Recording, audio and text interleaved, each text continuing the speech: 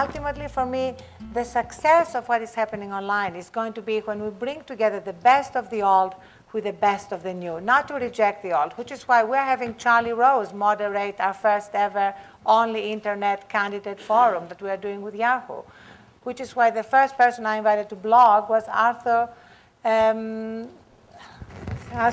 Schlesinger, and he said to me, what's blogging? And he said, come to lunch at the Century Club, where he and I were the youngest people, to describe blogging to him. So I think that's what's going to be the success, both of the mainstream media that are embracing the future and the online media that are not rejecting the past. I'm Sari with Plum TV, and I'm so pleased to be joined at the Aspen Institute by Arianna Huffington, founder and editor-in-chief of HuffingtonPost.com. How are you?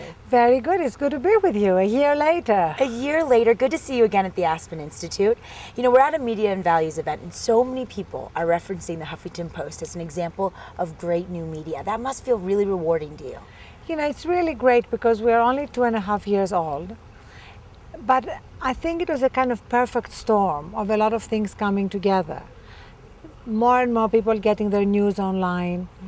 We have over 1,000 bloggers with their own password who give opinion both to the news of the day, but also to every other aspect of life, because we launched 5 new sections about media, entertainment, business, living. We even just launched an advice columnist. I saw that. Mona Ackerman, Dr. Mona Knows, who is absolutely wonderful if you ever want to ask any advice. And then community. Our community is really growing and it's very vibrant. And so I think the new media for me are a combination of news, opinion, and community. These are the 3 elements that make it work. And you mentioned that in one of the panels today, that the difference with media online is that you need the community. Can you kind of speak to that for a minute? You can't just speak to an audience. You can't just write for an audience without being ready to get feedback and respond to the feedback. It's a little bit like being in a relationship and being the only one who does the speaking and the talking. The relationship won't last very long online. It has to be a two-way street. That means that your content has to be more intimate, more personal. You got to make sure that your users/readers stay engaged, both with your bloggers and with your community in general. You just mentioned the password that your bloggers have, and if something is incorrect that you guys find out on a blog, they have 24 hours to fix it, or their password gets basically deactivated. And that's the way you keep the reputation of the Huffington Post and the news so relevant. Tell us a little bit about why that is so important to you as one of the big and first blogging sites. Well, it's very important because, it's so easy to say, if you go on blogs, you don't know what is true and what isn't. And there are some blogs that you cannot trust, absolutely, but there are also some stuff on mainstream media that you cannot trust. I mean, look at the way the mainstream media, including the New York Times, covered the lead up to the war in Iraq. All the misinformation about weapons of mass destruction on the front page of the paper of record. So I think it's imperative for new media to adopt the best of old media. And for me, the best are certain fundamental standards of accuracy, fact-checking, responsibility in terms of coverage. And that's why we have such kind of strict rules about it. Bringing the old facets of journalism into the new world. But also bringing in the new journalism, which is looking at the things that the mainstream media are not covering. Like, for example, the mining tragedy. So many in the mainstream media are focusing on the rescue effort, which is of course incredibly important, but we're also focusing on this is a mine that had over 200 violations. Exactly. So isn't it important for us to look at why are these mines allowed to operate with dangerous conditions, which then lead to the 6 miners being trapped? Absolutely. So that's why we launched something we're calling Off the Bus, meaning journalism, campaign coverage that's not on the bus, that's not in the club, that kind of doesn't just perpetuate the conventional wisdom, but looks outside it.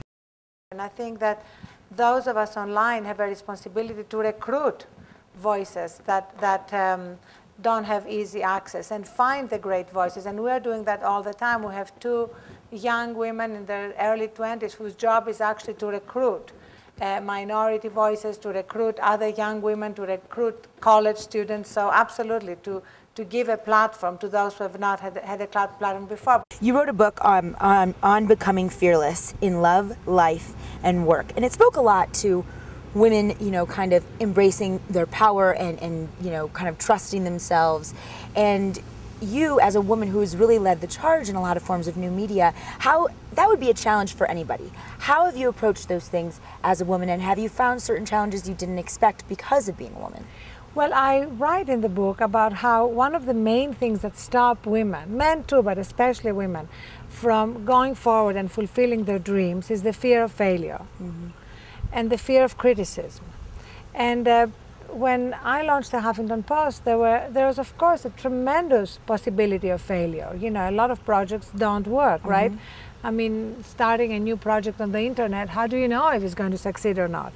But my point is that never leave your dreams unattended to. You know, take care of them, follow them, because so what if you fail? And that's what I say to my teenage daughters. There is nobody who has succeeded who has not failed along the way. Honestly, Absolutely. it's like it's part of life. I think failure is a stepping stone to success, as opposed to the opposite of success. And the other thing that stops us very often, especially as women, is these internal voices of criticism. What I call in the book the obnoxious roommate living in our head, telling us why we're not good enough or smart enough or pretty enough. And the living section of the Huffington Post is all about empowerment.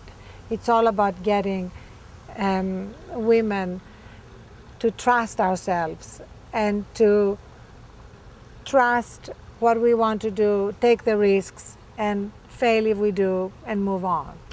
Well, Arianna, as always, great to see you at the Aspen Thank Institute. you so much. Great to see you. And best of luck with everything. Thank you. Thank you.